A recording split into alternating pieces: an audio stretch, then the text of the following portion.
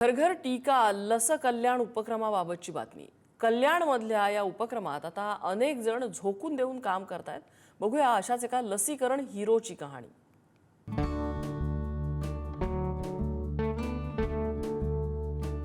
ZMQ संस्थेनं कल्याणमध्ये सुरू केलेल्या लस कल्याणाची उपक्रमात सहभागी झालेले हे आहेत सद्दाम मनसुरी।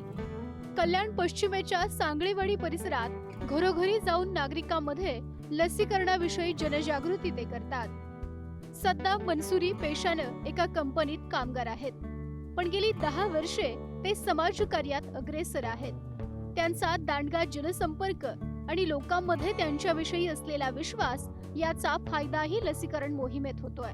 ZMQ डेव्हलपमेंटच्या प्रभावी मार्गदर्शनामुळे आणि त्याला सद्दाम मनसुरी यांच्यासारख्या समाजसेवकांमुळे कल्याणमध्ये घर घर टीका लस कल्याणाची उपक्रमाला चांगलीच गती मिळाली आहे। गरीब आणि कामगार वर्गाला लसीकरणाच्या प्रवाहात आणण्यात सद्दाम मनसुरींसारख्या या मोहिमेतील हिरोंचं मोठं योगदान आहे।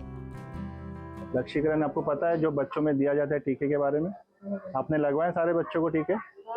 तो आगे भी जो है टीके वो मिस मत करना। आपको जो है इससे बच्चे का जो इम्यूनिटी सिस्टम है वो बूस्ट होता है, बीमारियों से लड़ने की क्षमता बढ़ती है बच्चों के अंदर। टीका लगना बिल्कुल सेफ है और ये गवर्नमेंट की तरफ से है।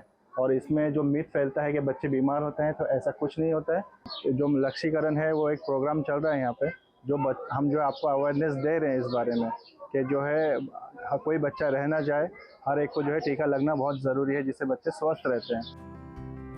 लसीकरणाचं महत्त्व, त्यामुळे कोणत्या आजारांपासून बचाव होतो, कोणत्या वयात कोणती लस घ्यावी अशी महत्त्वाची माहिती ZMQ संस्थेनं या लसीकरण हिरोंना दिली आहे।